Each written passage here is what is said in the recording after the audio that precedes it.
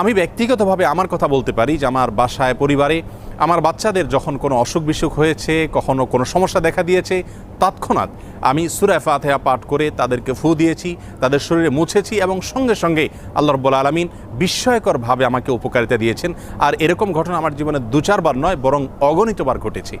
এজন্য সূরা ফাতিহা এটিকে যদি কেউ যথাযথভাবে আমল করতে পারেন, সে আস্থা এবং বিশ্বাস আল্লাহ তাআলার প্রতি থাকে, তাহলে সেক্ষেত্রে অবশ্যই এর মাধ্যমে যে কোনো দুরারোগ্য ব্যাধি থেকে পর্যন্ত আমরা আরোগ্য লাভের মাধ্যম হিসাবে এটিকে ব্যবহার করতে পারি। হাদিসে কুদসিতে আল্লাহ রাব্বুল আলামিন বলেছেন, আনা ইনদা যন্নি আবদি বি, বান্দা আমার প্রতি যেমন ধারণা করবে আমি তার প্রতি সেরূপ আচরণ করব।